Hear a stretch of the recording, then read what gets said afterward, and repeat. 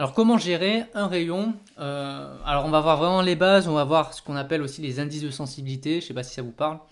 Ce sont des outils très utiles pour pouvoir étudier un rayon, ça peut faire l'objet d'une fiche d'activité. Alors, principe de base sur la gestion d'un rayon, ce qu'on appelle l'espace occupé. Donc l'indicateur le plus utilisé, c'est ce qu'on appelle le MLD, mètre linéaire développé. Il y a deux indicateurs, MLS et MLD du coup.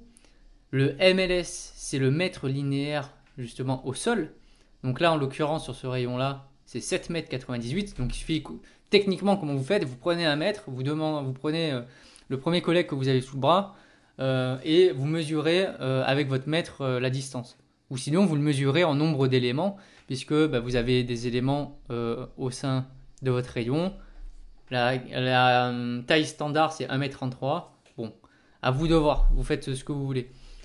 Le MLD, c'est ce qu'on appelle le mètre linéaire développé. Donc, il prend en compte, bien sûr, le mètre linéaire au sol, mais il prend en compte aussi tous les niveaux qu'il y a en gondole. Donc là, en l'occurrence, il y a 6 niveaux. Donc, 7,98 m x 8, ça fait 47,88 en mètre linéaire développé. Donc ça, c'est l'espace occupé. Ça permettra plus tard de calculer des indices de sensibilité. Alors, quels sont les facteurs justement à prendre en compte quand vous allez gérer votre rayon? Déjà, il va falloir prendre en compte pour allouer un espace à un produit de son chiffre d'affaires, combien est-ce qu'il va générer, ou d'une famille. Vous pouvez soit vous concentrer sur un produit, sur une famille, sur un rayon entier, sur un secteur entier, à vous de définir bien sûr à l'avance. Donc vous allez vous focaliser déjà sur l'importance de chiffre d'affaires, de niveau des ventes et de marge du produit. Vous allez justement vous intéresser à l'espace qu'il occupe. Donc quel est le mètre linéaire au sol ou développé, à vous de choisir, qu'il occupe, combien de facing est-ce qu'il va occuper dans le magasin ou dans le rayon. Et vous allez prendre en compte bien sûr les caractéristiques du produit, c'est-à-dire ses dimensions, son poids, est-ce que c'est un produit dangereux? Donc un produit dangereux, il faudra peut-être le mettre au premier niveau, s'il est lourd aussi. Donc ça, c'est plein de choses qu'il faut penser avant de faire une implantation. Alors là, on va parler du coup des indices de sensibilité, donc qu'on note IS. L'objectif en fait des indices de sensibilité, ça va être de déterminer l'espace optimal pour chaque produit. C'est-à-dire que chaque produit, est-ce qu'il doit être sur un facing, sur deux facings, sur trois facings, ou le rayon, est-ce qu'il doit être sur 3 mètres ou sur 6 mètres? Voilà, ça sert vraiment à ça, ce type d'indicateur. Donc il y a 3 types d'IS. Tout à l'heure, on a parlé de 3 indicateurs commerciaux principaux. Donc on aura l'IS au chiffre d'affaires, l'IS au volume, donc à la vente, au nombre de ventes réalisées, et l'IS à la marge. Globalement, le calcul, c'est toujours le même.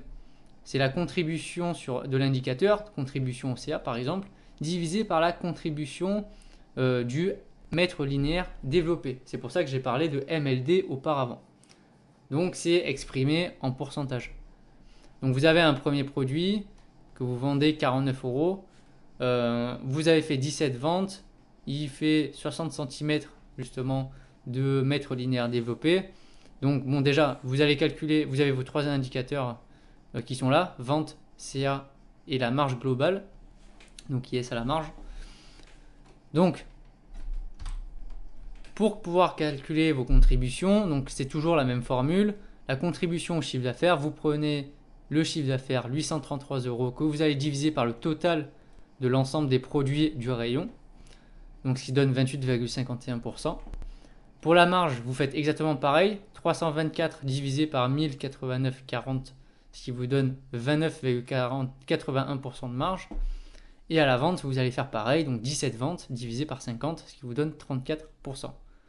Et vous avez les calculé aussi la contribution au MLD, donc 60 divisé par 240, ce qui vous donne 25%.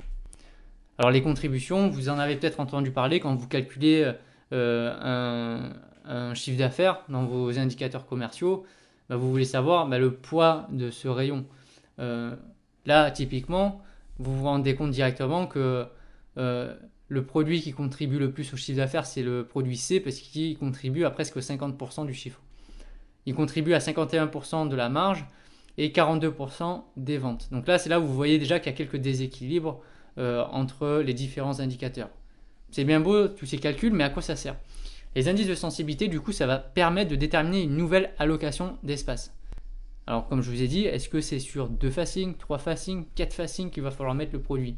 Ces indices de sensibilité permettent de le savoir. Donc, vous pouvez faire ce qu'on appelle un IS moyen.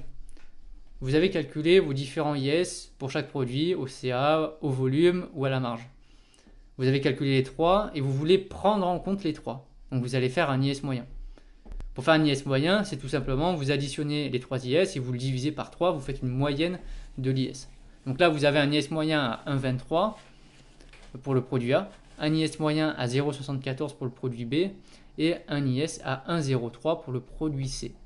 Donc là, vous voyez que déjà, l'IS, il permet de mettre en avant certaines choses, certains dysfonctionnements au sein du rayon, puisque dans l'idéal, l'IS moyen, il doit être à 1.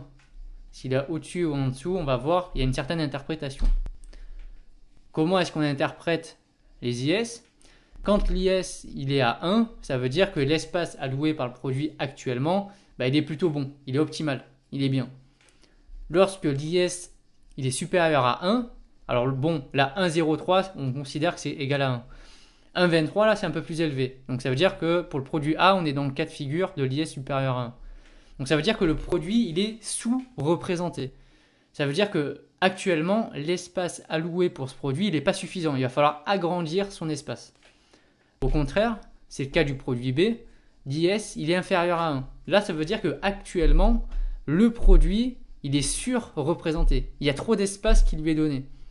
Donc il va falloir diminuer l'espace derrière. Donc pour déterminer maintenant le nouvel MLD, donc il y a une formule très simple.